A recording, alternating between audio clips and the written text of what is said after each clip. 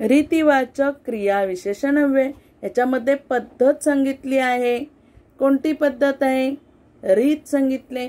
हळू मतलब धीरे, पटकन, जलद, आपोआप, तुरुतुरु, संथ, मंद, जोरात, पटपट इत्यादी. ही काय रीत सांगतात. हळूहळू वाक्य कसं होईल? ससा हळूहळू चालतो. राजेश पटकन जेवतो. ओके. मी आपोआप टीव्ही आपोआप सुरू झाला. ओके. पटपट मुलांनो पटपट अभ्यास करा. ही पद्धत आहे, रीत आहे. म्हणून अशा क्रियाविशेषण अव्ययांना आपण रीतिवाचक क्रियाविशेषण अव्यय असे म्हणतो.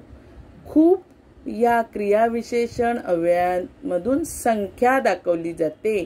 त्याला म्हणायचं परिमाणवाचक. परिमाणाचा बोध होतो. परिमाणवाचक क्रियाविशेषण अव्यय. आता खूप म्हणजे काय बघा. मला खूप भूक लागलेली आहे, जिसकी गिनती नहीं होते, बहुत, लेकिन मालूम है ज्यादा लग गई.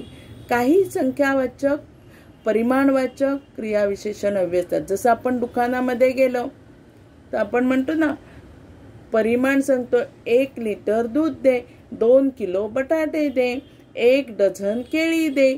संख्या आहे, ते मोजलं जातं आपल्याला. त्याला म्हणायचं परिमाण किंवा क्रियाविशेषण अव्यय. बघा त्याच्यामध्ये कोण भरपूर, हे काय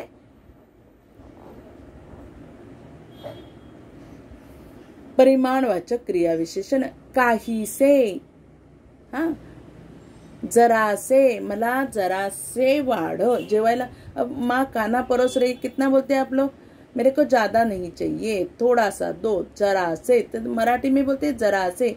किंचित, किंचित का मतलब है थोड़स. ओके. इतनो सा दो, उसको किंचित, थोड़े, अत्यंत, मोजके, दुप्पट, असे अनेक शब्द आपण काय ऐकतो संख्यावाचक किंवा परिमाणवाचक क्रियाविशेषण अव्यय म्हणून ओळखले जातात. आपण याचा आणखीन अभ्यास केलेला आहे. याचा व्हिडिओ मी टाकलेला आहे. आता बघा पुढचा प्रश्न जो दिलेला आहे, पुढे दिलेल्या शब्दांचे क्रियाविशेषण अव्ययाच्या प्रकारानुसार चौकटीत वर्गीकरण. चौकट मतलब जो स्क्वायर दिया है और 4 जो प्रकार है वो 4 स्क्वायर में. तो हम लोगों को क्या करना है, जो सही है उसको सही जगह में डालना है. देखो इथे दिला है कालवाचक क्रियाविशेषण अव्यय. कालवाचक क्रियाविशेषण अव्यय किसको बोलते हैं?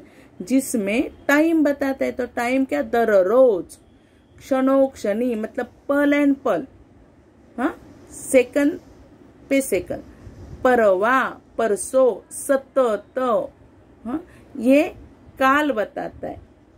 स्थलवाचक प्लेस, तिथे, पलीकडे, वर, हे सगळे स्थल सांगतात. त्यानंतर पुढचं कोणतं दिलंय?